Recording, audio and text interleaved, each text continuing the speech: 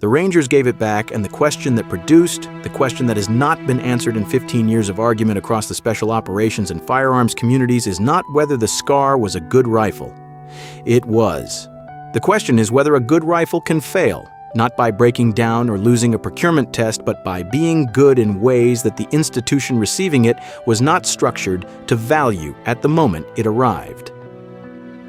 The FN SCAR was purpose-built from a clean sheet of paper in response to a SOCOM requirement, manufactured by one of the most respected military firearms companies in the world, selected over competitors from Colt, Robinson Arms, and other established manufacturers in a competitive evaluation, and formally adopted as the standard rifle of United States Special Operations Forces in 2009. The Army Rangers were the first unit to field it in combat.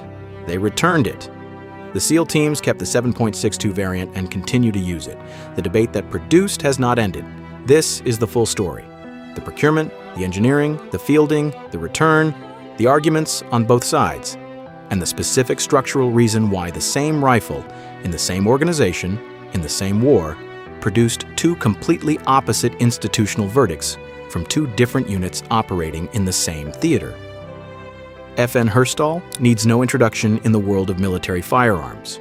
The Belgian company, founded in 1889 in Herstal near Liège, began as a consortium of 20 small arms manufacturers in the Liège region who pooled their resources to create a single unified production entity capable of competing for the large-scale military contracts that individual workshops could not fulfill. The name, Fabrique Nationale d'Armes de Guerre, National Factory of War Arms, described the ambition precisely. Within a decade of its founding, FN had entered a commercial relationship with John Moses Browning that would produce the seminal pistol and rifle designs that defined the first half of the 20th century's military small arms. The FN FAL that became the free world's battle rifle, adopted by over 90 nations, the right arm of the free world as this channel has previously covered, emerged from the Herstal design floors. The FN Mag machine gun, still the standard general-purpose machine gun of the British Army and dozens of NATO members after 60 years of continuous service, came from the same engineering tradition. The Browning high power that armed both sides of the Second World War and served the British SAS for 4 decades was finished at Herstal after Browning died before completing it. The M249 squad automatic weapon that American infantry carried through 2 Gulf Wars and into Afghanistan and Iraq was made in South Carolina by FN's American subsidiary, designed in Herstal. FN's relationship with the United States military predated the SCAR by decades and extended across every category of infantry weapon the American military issued. When SOCOM issued its Special Operations Forces Combat Assault Rifle solicitation in 2004, FN was not a dark horse entrant hoping for a break. It was the company whose products had defined the NATO military small arms landscape for half a century, competing for a contract that would define the standard weapon of the most operationally active special operations force on Earth through the middle decades of the 21st century. The question of how that company, with that history and those credentials, won that contract and then watched the primary fielding unit return the most important variant within 2 years of receiving it, is the question this script exists to answer with the evidence rather than with the editorial conclusion that partisans on both sides have been reaching for 15 years. The requirement SOCOM issued in 2004 reflected everything the global war on terror had taught about what special operations forces actually needed from a rifle, and more specifically, what the M4 carbine was failing to provide at the operational tempo that 3 years of sustained combat had imposed on it. The M4 had been formally adopted in 1994 as a shorter, lighter version of the M16A2, intended primarily for vehicle crews, support personnel, and others who needed something more compact than a full-length rifle, but whose primary job was not sustained infantry combat. The direct impingement gas system that Eugene Stoner had designed for the original AR-15 in the late 1950s was mechanically elegant and light. The gas tube that replaced a heavier piston assembly was one of the design decisions that made the M16 and its derivatives significantly lighter than competing designs. It was also under the conditions that special operations units were imposing on the weapon in the early 2000s, showing a specific and documented weakness. The direct impingement system taps propellant gas from the barrel and routes it through a tube directly into the bolt carrier group, where it expands and drives the bolt rearward to cycle the action. The gas that enters the bolt carrier group carries carbon particles and combustion residue that deposit on the bolt carrier group components with every shot. Under normal military use, where a rifle might fire several hundred rounds in a training exercise before being cleaned, this fouling accumulated slowly and was managed by routine maintenance.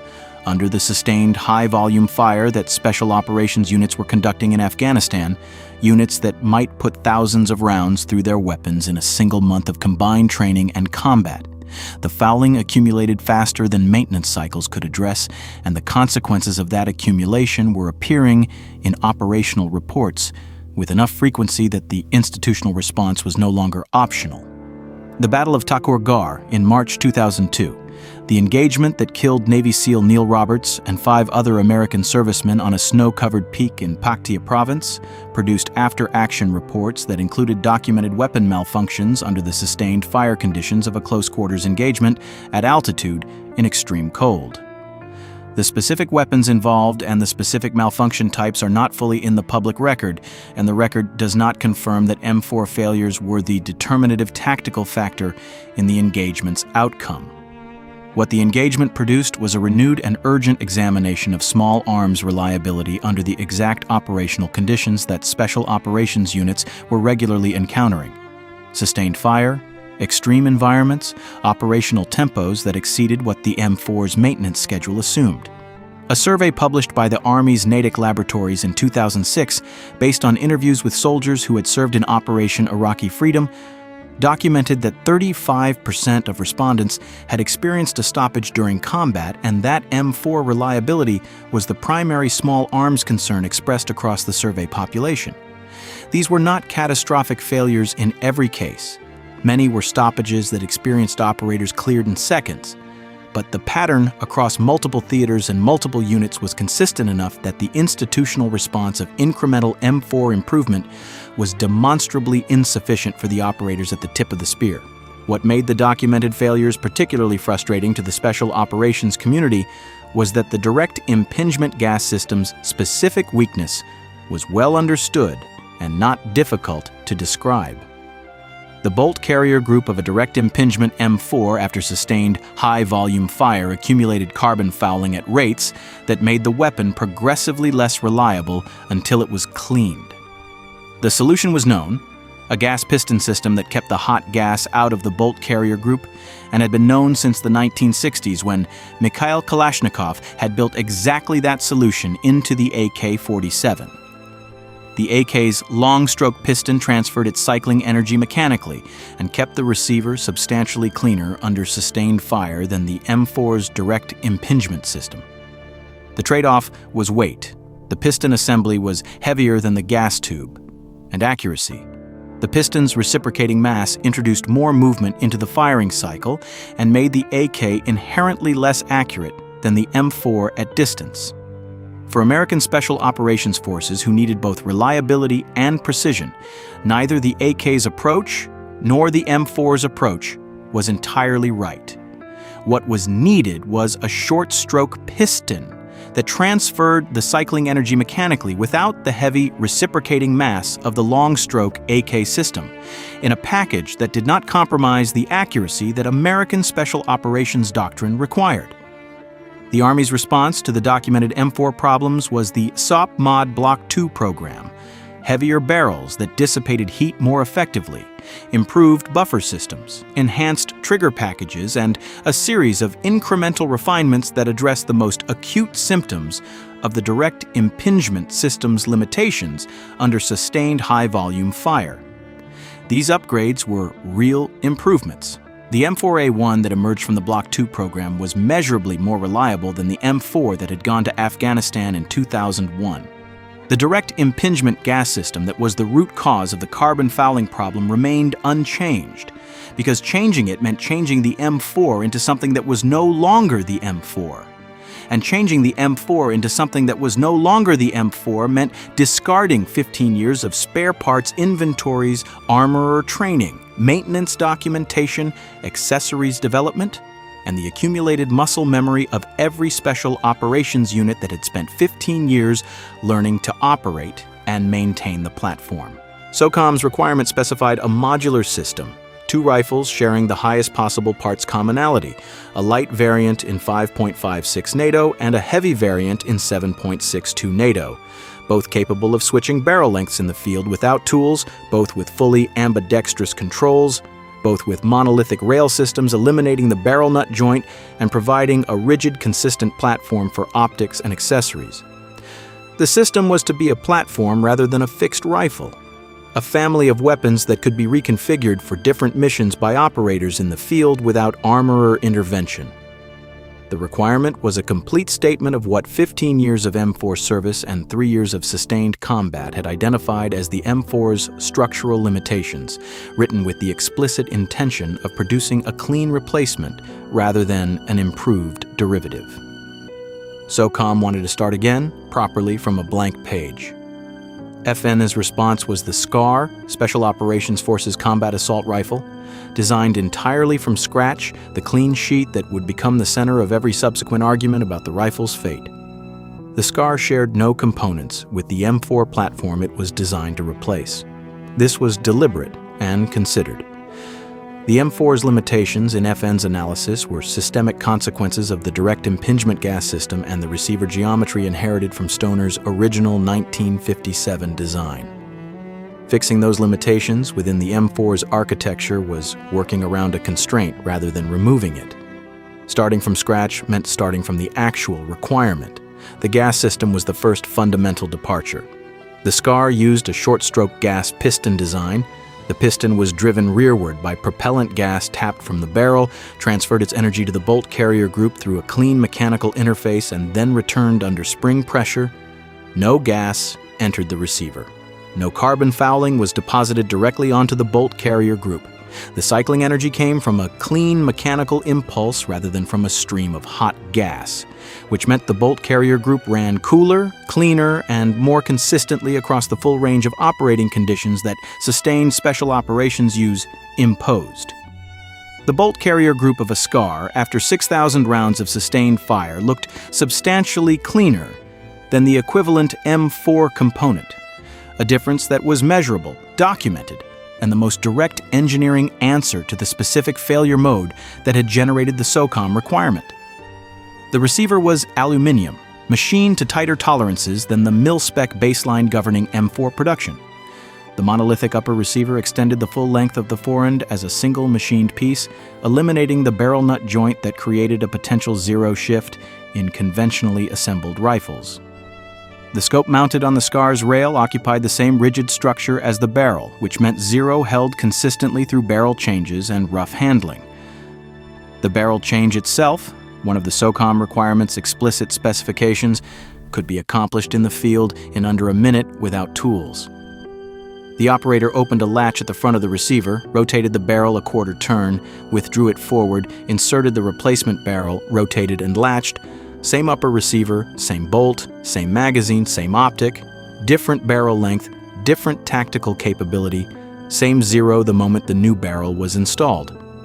No M4 derivative offered this without substantial custom modification. The folding stock was adjustable for length of pull in 5 positions and for cheek weld height, accommodating operators of different physical builds and different equipment configurations without aftermarket modification. It folded laterally over the left side of the receiver, reducing the overall package for vehicle operations and confined space use. The non-reciprocating charging handle mounted on the left side of the receiver did not move during firing, which meant the operator's support hand remained on the forend rather than having to manage a reciprocating handle during sustained fire. Every control, magazine release, bolt release, safety selector was configured for operation by either hand from the factory. The SCAR's unloaded weight was 7.3 pounds, approximately 13 ounces heavier than the M4A1's 6.5 pounds. 13 ounces across a standard Ranger combat load of 60 to 80 pounds of total equipment is not a number that appears large in isolation. Carried for 8 hours, across mountainous Afghan terrain, repeated across multiple deployments, those 13 ounces occupy a specific and documented place in how Ranger operators described the rifle's feel compared to the M4A1 they had been carrying for years. The competition that produced the SCAR selection was genuine and the field credible. Colt submitted its CQBR platform, the company that had manufactured the M16 and M4 for the United States military for 50 years, competing against a foreign manufacturer for the right to replace the weapon it had built.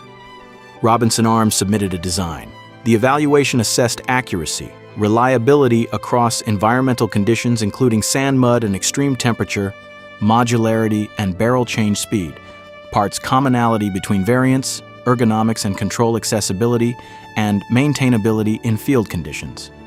The 5-week field user assessment conducted by operational SOCOM forces in late 2008 produced the verdict that the Mk16, the Mk17, and the Mk13 grenade launcher module were operationally effective, operationally suitable, and sustainable. FN's clean sheet had beaten Colt's established platform in a competition specifically designed to be won by the best answer. The first rifles began being issued in April 2009. The 75th Ranger Regiment received the first 600 SCAR LMK-16 rifles and deployed with them to Afghanistan. The Rangers were the Army's premier direct action raid force, the unit whose operators conducted more combat missions per deployment than any comparable formation, who put more rounds through their weapons per month than any standard infantry battalion. If any unit could validly assess whether the SCAR-L represented an improvement over the M4 in actual operational conditions, it was the Rangers. They were, in the most direct possible sense, the correct unit to field the rifle first. The Ranger return began within 2 years. What the Rangers encountered in operational use in Afghanistan reveals the specific structural problem at the heart of the SCAR's divisiveness, and it is not the problem most accounts identify. The problem was not that the SCAR failed to be better than the M4. The evidence confirms that it was better in the specific ways the SOCOM requirement had specified. The problem was that between the moment SOCOM wrote the requirement in 2004 and the moment the Rangers carried the SCAR into Afghanistan in 2009, the platform being replaced had changed substantially. The M4A1 the Rangers carried before the SCAR-L arrived was not the weapon that had produced the documented failures of 2002 and 2003. It was the Block 2 upgraded weapon, heavier barrel, improved buffer, enhanced trigger, that had already addressed the most acute symptoms of the direct impingement system's limitations. The gap the SOCOM requirement had been written to close had partially closed itself during the 5 years the SCAR was being developed. The clean sheet arrived to replace a platform that the institution had spent 5 years and significant procurement budget improving. The requirement was accurate in 2004. By 2009, the gap it described was narrower than the requirement had assumed when it was written, and the cost of closing a narrower gap through a complete platform replacement was correspondingly harder to justify. In that specific context, the operational complaints the Rangers reported need to be understood not as evidence that the SCAR was deficient, but as evidence that the margin of improvement, real but reduced from what the 2004 requirement had anticipated, could not justify the systemic costs of the platform transition. The lower rail ran hot faster than the M4's handguard under sustained automatic fire. After 2 magazines on automatic, the SCAR-L's lower rail reached temperatures that required 2 additional magazines through an M4 to produce. For Rangers, whose standard operating procedure for breaking contact with a superior enemy force involved laying down heavy automatic rifle fire from whatever covered position was available, this was a genuine operational constraint that the Block 2 SU heavier barrel had reduced and that the SCAR-L had not eliminated. The folding stock's geometry, while tactically useful in vehicles and during infill by helicopter, was reported by some operators to interfere with the body armor and night vision equipment configurations that years of M4 operational use had optimized around a fixed stock. The specific proprietary armorer knowledge base that had developed around M4 maintenance over 15 years, the ability to diagnose and field fix any problem by feel in the dark, did not transfer to the SCAR. Every armorer who could fix an M4 problem without looking at the mechanism had to relearn those specific tactile skills for a different mechanism with different tolerances and different failure signatures. The 13 ounces of additional weight that was manageable in isolation accumulated across a deployment's worth of raids and patrols into the kind of preference that operators express through the specific requests they make of their armorers when they return from the objective. None of these were failures of the SCAR's design. They were consequences of introducing a new platform into an environment that had invested 15 years of accumulated institutional knowledge, accessory development, spare parts infrastructure, and operational confidence in a specific alternative. And that had, crucially, been spending the 5 years of the SCAR's development further investing in that alternative rather than standing still and waiting to be replaced. The record does not confirm which specific complaint was determinative or whether all Rangers had equivalent experiences across the deployment. What the record confirms is the institutional conclusion. On June 25, 2010, SOCOM announced cancellation of the Mk-16 acquisition. Official stated reasons: limited funds and insufficient performance difference compared to existing 5.56 rifles. The SCAR-L would be removed from inventory by 2013. The clean sheet that had beaten Colt and every other established competitor in SOCOM's competitive evaluation would be withdrawn from the inventory of the unit that had first carried it into combat. The financial dimension reinforces the structural argument. 2010 was the year SOCOM's budget was under pressure from a decade of sustained combat. The Mk-16 cost substantially more per unit than a SOP mod M4A1 already in inventory, already supported by a complete ecosystem of spare parts, trained armorers, and institutional knowledge built over 15 years. Choosing to spend additional money on a rifle that operators were reporting provided insufficient improvement over the cheaper alternative was a budget decision reinforcing an operational one. It is reasonable to conclude, though not proven, that both factors contributed to an outcome that either alone might not have produced. The SCAR-H Mk-17 tells a different story. The 7.62 variant remained in continuous procurement and service with the SEAL teams through the remainder of the Afghanistan campaign and into the following decade of special operations activity. The reason is structurally clear and directly confirms the through line of this script. The M14 the Mk-17 replaced was a weapon whose design had been finalized in 1957, recalled to special operations use in the 2000s when engagement distances in Afghanistan revealed the need for more range than the M4 could deliver, but fundamentally a Cold War design that had received none of the 15 years of operational refinement and ecosystem development that had made the M4A1 viable competition for the SCAR-L. The Mk-17 was not competing against a platform with a complete surrounding ecosystem built through 15 years of sustained combat use.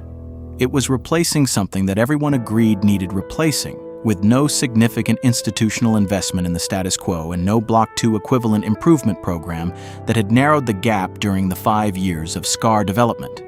The clean sheet engineering that was insufficient advantage for the SCAR-L because the M4A1 had been sufficiently refined was decisive advantage for the SCAR-H because the M14 had not been.